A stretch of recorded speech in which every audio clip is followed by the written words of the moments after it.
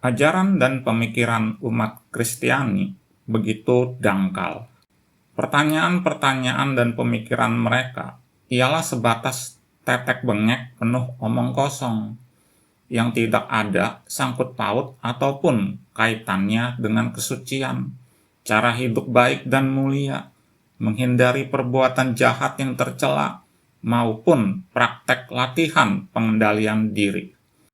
Itu wajar, mengingat umat Kristen merupakan pendosa, penjilat, pecandu, penebusan dosa. Hanya seorang pendosa yang butuh iming-iming korup semacam pengampunan atau penebusan dosa. Terhadap dosa dan perbuatan-perbuatan jahat seperti menyakiti, melukai, maupun merugikan orang lain, umat Kristen begitu kompromistik. Dogma penebusan dosa, ibarat minta maaf dahulu, baru kemudian berbuat kejahatan sebebas-bebasnya dan sebanyak-banyaknya. Namun, terhadap kaum yang berbeda keyakinan, umat Kristen begitu intoleran dengan mengutuk para kaum non sebagai calon penghuni neraka hanya karena tidak menjadi penjilat bokong Yesus. Hanya agama dosa yang mempromosikan penghapusan atau penebusan dosa, alih-alih mengkampanyekan cara hidup higienis dari dosa. Karenanya, umat Kristen sejatinya merupakan golongan kasta paling hina, dangkal, tercela, buruk, busuk, kotor, dan paling rendah. Namun, masih juga berdelusi memonopoli alam surgawi.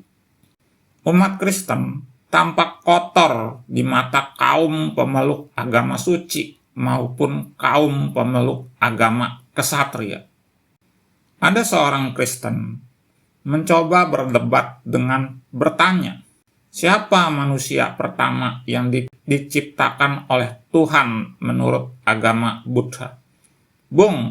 Sekalipun diketahui siapa manusia pertama yang tercipta ataupun diciptakan di semesta ini, apa kaitannya dengan kesucian yang bersangkutan? Tetap saja kaum Kristen merupakan kaum yang paling pemalas untuk menanam benih-benih karma baik untuk mereka petik sendiri. Dan di saat bersamaan, begitu pengecut untuk bertanggung jawab atas perbuatan-perbuatan buruk mereka sendiri yang telah pernah ataupun masih akan menyakiti, melukai, maupun merugikan orang lain. Sudah kenyang saya disakitin dan ditipu oleh orang-orang Kristen. Kenyang saya. Mereka hanyalah para pecundang kehidupan, pecundang pemalas, pengecut, pendosa, pecandu, penebusan dosa, yang hanya berbesar mulut bicara tentang agama, Tuhan, surga, kitab, tapi nihil dan miskin tanggung jawab. Pendosa hendak berceramah perihal hidup suci, luhur, mulia, agung, bersih, baik, dan bijaksana. Itu ibarat orang buta tapi hendak menuntun para butawan lainnya. Neraka pun dipandang sebagai surga, dan berbondong-bondong para butawan ini terjun bebas ke dalam lembah atau jurang nista tersebut.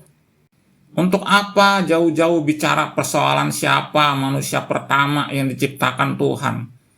Alkitab menyebutkan bahwa bumi saja digambarkan sebagai flat, datar seperti piring, dan matahari digambarkan sebagai berevolusi mengelilingi bumi. Bayangkan, alih-alih heliosentris, mengakibatkan Galileo dan Kopernikus diancam akan dihukum mati oleh orang-orang Nasrani.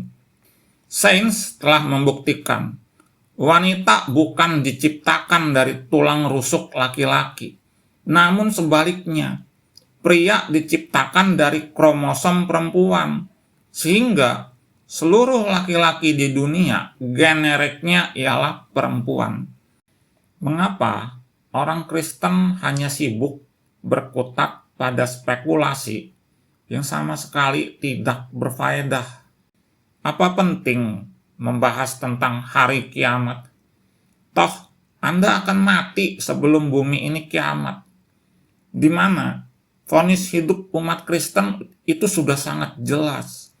Mati sebagai seorang pendosa, penjilat, pecandu, penebusan dosa, yang begitu pemalas serta pengecut.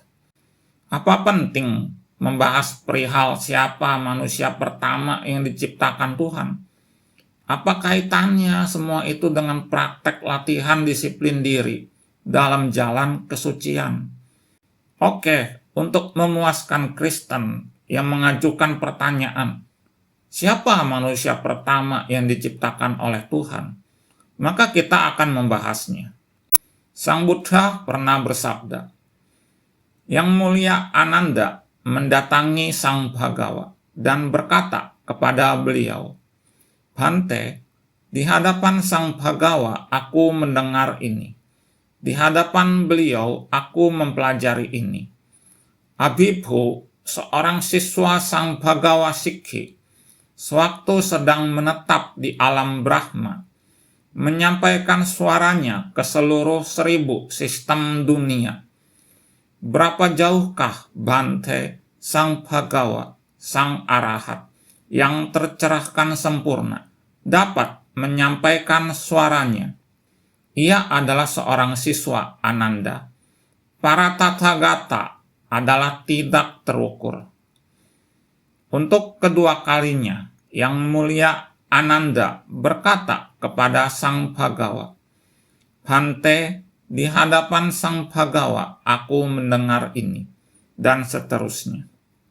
Berapa jauhkah Bhante Sang Bhagawa, Sang Arahat, yang tercerahkan sempurna, dapat menyampaikan suaranya? Ia adalah seorang siswa Ananda. Para Tathagata adalah tidak terukur. Untuk ketiga kalinya, Yang Mulia Ananda berkata kepada Sang Bhagawa, Bhante, di hadapan Sang Bhagawa aku mendengar ini, dan seterusnya.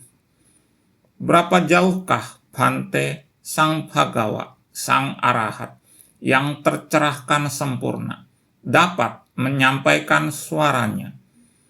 Pernahkah engkau mendengar, Ananda, tentang 1000 sistem dunia kecil? Sekarang adalah waktunya, Sang Bhagawa. Sekarang adalah waktunya yang sempurna. Sudilah Sang Bhagawa menjelaskan.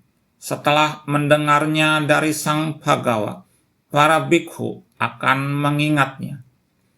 Baiklah, Ananda, dengarkan dan perhatikanlah. Aku akan berbicara. Baik, Bhante, Yang Mulia Ananda menjawab. Sang Bhagawa berkata sebagai berikut. 1000 kali dunia di mana matahari dan rembulan berputar dan menerangi segala penjuru dengan cahayanya disebut 1000 sistem dunia kecil.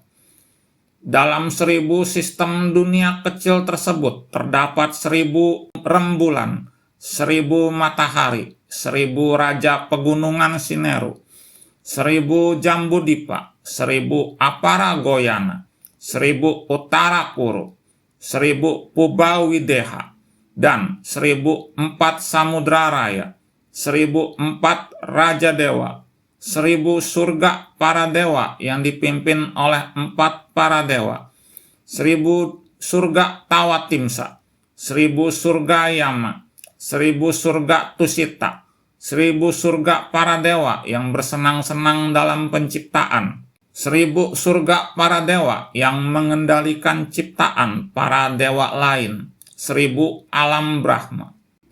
Dari berbagai sutta, Sang Buddha memaparkan bahwa makhluk Brahma di alam Brahma memiliki kecenderungan berdelusi bahwa ia adalah Tuhan. Karenanya, besar kemungkinan di masing-masing sistem dunia kecil tersebut terdapat juga ribuan Tuhan-Tuhan, alias Brahma yang berdelusi bahwa dirinya adalah pencipta akibat umurnya yang panjang. Sementara itu planet semacam bumi telah hancur, lebur, dan terbentuk kembali. Namun Sang Brahma masih hidup akibat umurnya yang panjang. Untuk selengkapnya bisa dibaca di dalam Brahmajala Sutta maupun Tewija Sutta dalam Digha Nikaya Sutta Pitaka. Sang Buddha kembali melanjutkan sabdanya. Sebuah dunia yang terdiri dari 1000 kali 1000 sistem dunia kecil disebut sistem dunia menengah 1000 pangkat 2. Sebuah dunia yang terdiri dari 1000 kali sistem dunia menengah 1000 pangkat 2 disebut sistem dunia besar 1000 pangkat 3. Ananda, Sang Tathagata dapat menyampaikan suaranya sejauh yang beliau inginkan dalam sistem dunia besar 1000 pangkat 3.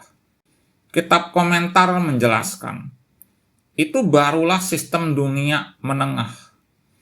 Adalah perlu untuk menggunakan ungkapan demikian daripada sistem dunia menengah 2000. Karena sistem dunia menengah bukan 2 kali ukuran 1000 sistem dunia kecil, melainkan 1000 kali ukuran itu, yaitu 1000 sistem dunia kuadrat. Demikian pula persis di bawah, sebuah tisahasi, mahasahasi, lokadatu, bukanlah 3 kali ukuran sistem dunia kecil, melainkan 1000 kali ukuran sistem dunia menengah 1000 pangkat 2, dengan kata lain 1000 sistem dunia kubik.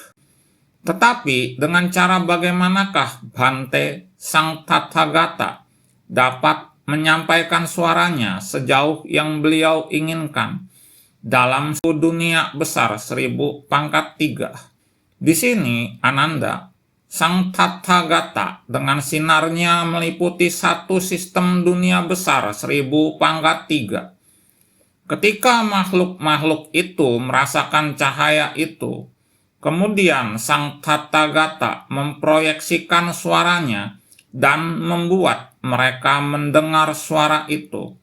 Dengan cara demikianlah Ananda, Sang Tathagata menyampaikan suaranya sejauh yang beliau inginkan dalam dunia besar 1000 pangkat 3. Ketika hal ini dikatakan, Yang Mulia Ananda berkata kepada Sang Bhagawa, "Ini adalah keberuntunganku.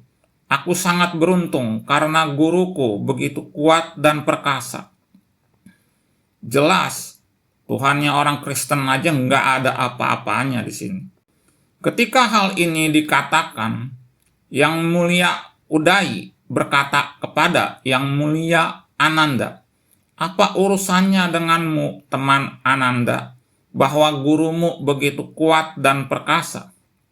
Ketika hal itu dikatakan, Sang Bhagawa berkata kepada Yang Mulia Udayi, "Jangan berkata begitu, Udayi.